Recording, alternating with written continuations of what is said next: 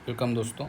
आज हम लोग बात करने वाले हैं CGPSC complete guidance from zero to hero. ठीक है, बिगिनर टू एक्सपर्ट। इसमें मैं अपने 5 साल के पूरे एक्सपीरियंस ट्राई करूँगा कि आपके सामने रख सकूँ, और जो जो स्टेप कहीं ना कहीं मैंने भी फॉलो किया है अपनी तैयारी के दौरान वो सब इसमें हैं। और मैंने इसको थोड़ा रिसर्च करके बनाया, मतलब कि थोड़ा सोच के बनाया कि क्या क्या चीज़ें किया था, कैसे किया था एक एक चीज़ों को। तो जो भी इसको पूरा अंत तक देखेंगे उसको बेनिफिट ज़रूर होगा। तो चलिए स्टार्ट करते हैं इसमें। ठीक है, जो एकदम ज़ीरो है, स्टार्ट कर रहे CGPSC क्या होता है वाला सिस्टम में है, तो उससे मैं स्टार्ट करूँगा पूरा एक एक चीज़ें। ये 3 पार्ट में मैं इस सीरीज़ को बनाने को सोच रहा हूँ, इस मतलब वीडियो को। एक में तो मैं पूरा आपको बता दूंगा बेसिक चीज़ कैसे पढ़ते हैं, क्या करते हैं, वो सारी चीज़ें। सेकेंड पार्ट में डील कर दूंगा स्टैंडर्ड बुक्स या सोर्स जिसे बोल सकते हो आप, क्या क्या सोर्स मैंने फॉलो किया है और आप भी उसको कर सकते हैं। और थर्ड एक वीडियो अलग से बनाऊंगा, वो है नोट्स के लिए, कि कैसे नोट्स बनाया जाता है स्पेशल। तो ये एक वीडियो होएगा, एक वीडियो, और एक वीडियो अभी जो है कंप्लीट गाइडेंस वाला एक मैं आपको बता देता हूँ।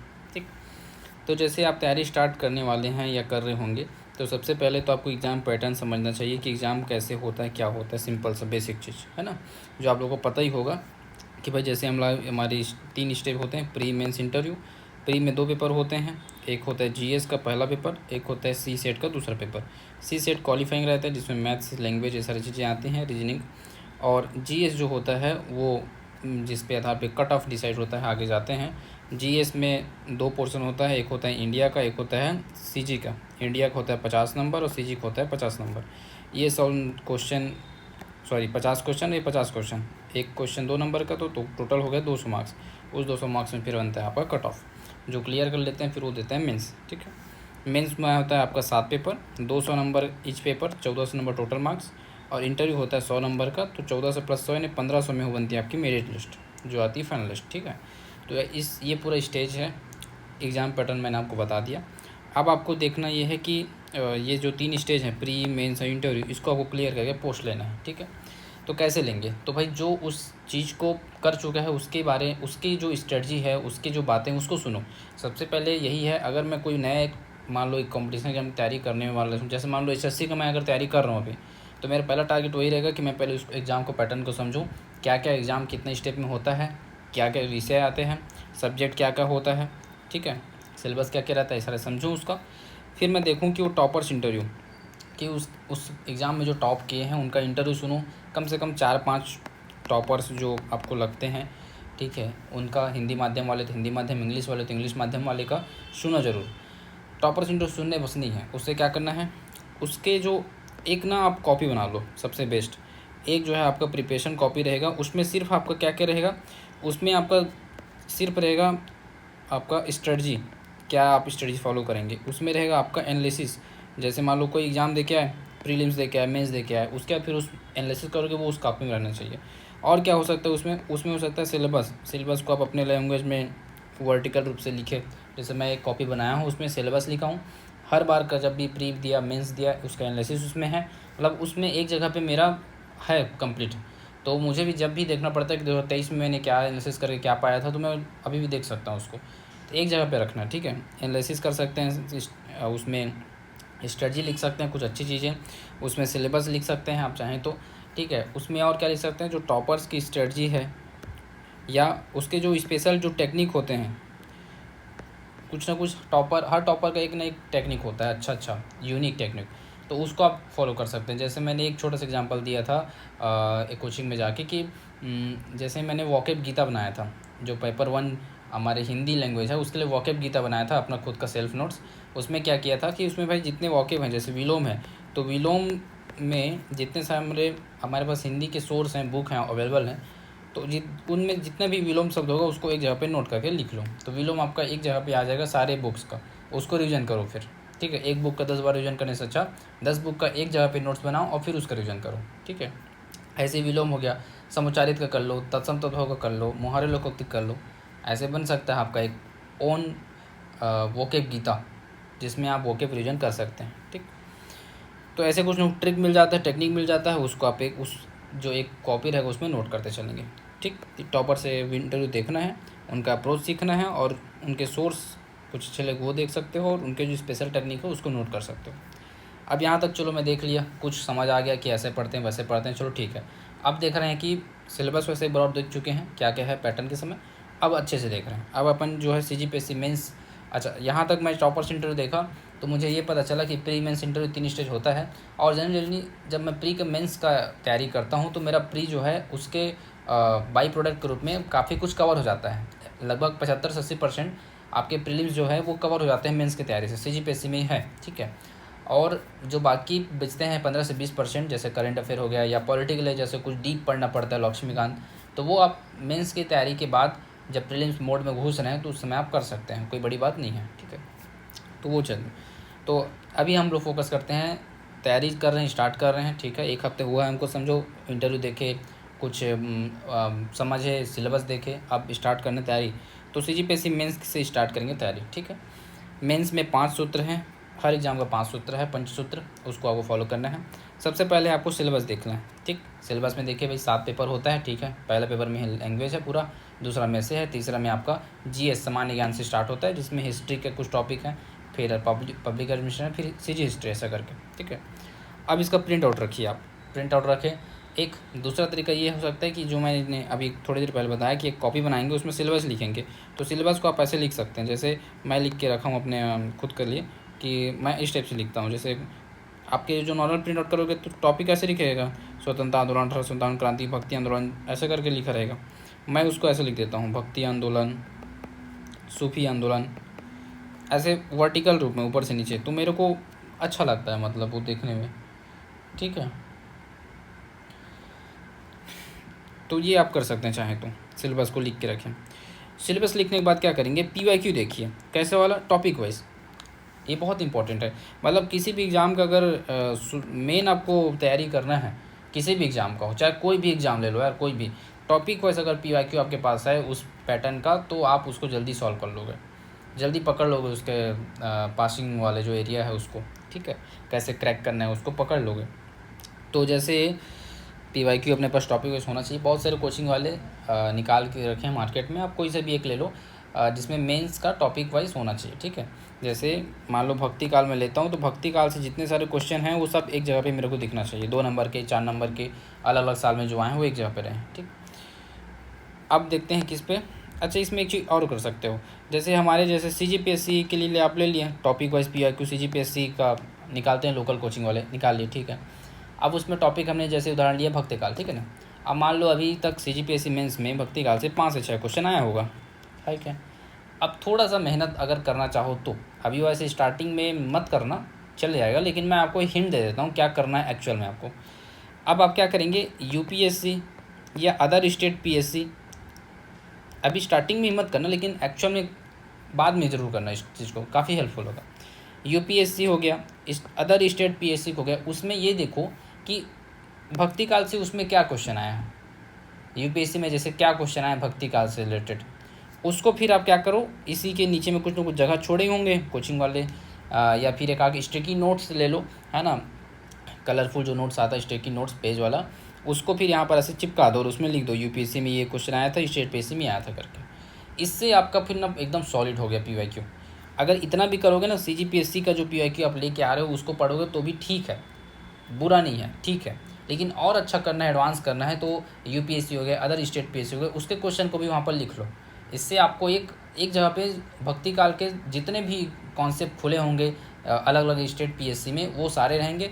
और इन केस अगर कोई नया क्वेश्चन बनता है तो देख लेना आप, उन्हीं में से रिफ्लेक्ट होकर आएगा, आपको एकदम नया नहीं लगेगा, ऐसा लगेगा कि हाँ ये तो मैं PYQ देखा हुआ था उसमें से तो है। और जो CGPSC बस का PYQ देखेंगे उनको लेकर ये नया ट्रेंड आ गया, ठीक है। तो उसको ज़रूर करना, एक बार जब सिलेबस कंप्लीट कर लो तो कर लो, बाद में नोट डाउन या पहले कर लो, जैसे भी, लेकिन करना, ठीक है। तो ये हो गया PYQ टॉपिक वाइज, बहुत मैं फोकस करता हूँ इस चीज़ पे, और आप लोग भी अच्छे से करो इसको। अब आता है तीसरा सोर्स। चलो भाई मैंने एक टॉपिक लिया, मैं एक ही टॉपिक पे स्टिक हूँ ताकि आपको समझ आए। हिस्ट्री का एक टॉपिक है भक्ति काल, मैं उस पर भी स्टिक हूँ, ठीक है।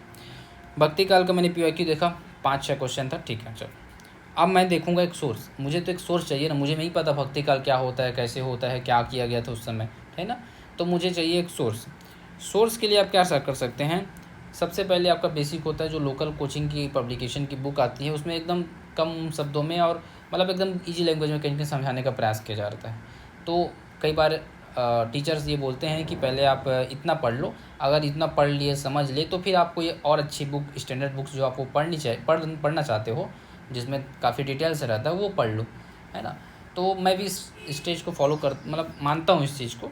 अगर आपके पास कोई अच्छी खासी पास में उस अभी मैं सब्जेक्ट वाइज आगे सोर्स बताऊंगा तो उसमें डील भी करूंगा।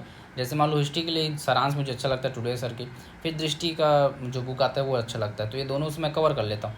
तो उन दोनों को आप देख लिए भाई कि उसमें विभक्ति काल बारे में क्या है, फिर उससे अपना क्या किए, उससे अपन नोट्स बना लिए। जो आपका सोर्स है दृष्टि IAS का हो गया और सारांश का हो गया, उसमें से मैं क्या किया, भक्ति काल के नोट्स बना लिया। उसमें भक्ति काल के जितने इंपॉर्टेंट एस्पेक्ट थे, अलग अलग सब टॉपिक, उसका बढ़िया नोट्स बना लिया। अब नोट्स कैसे बनाते हैं इसको मैं नेक्स्ट वीडियो में बताऊंगा आपको, जैसे बताया था मैं, है ना।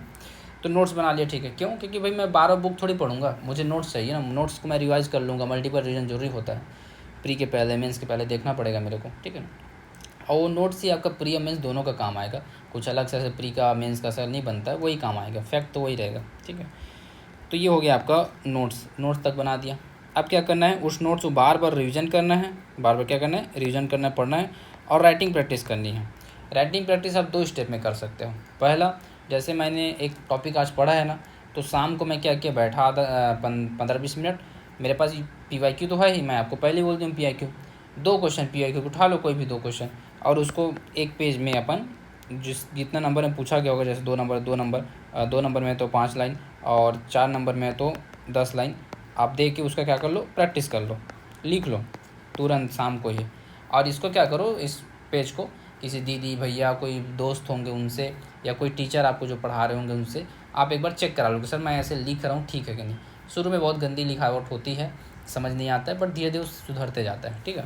तो एक तो आप तुरंत प्रैक्टिस कर लिए उस टॉपिक का ही, फिर आप टेस्ट सीरीज ज्वाइन कर लिया। जैसे आपका एक बार सिलेबस कंप्लीट हो जाए, या फिर अगर आपने एक बार सिलेबस ओवरव्यू कर लिया है, कुछ चीज़ें बची हैं, 70% भी अगर सिलेबस कंप्लीट कर लिए हो, तो भी आप टेस्ट सीरीज पे ज्वाइन कर सकते हो। टेस्ट सीरीज के माध्यम से आप तैयारी कर सकते हो।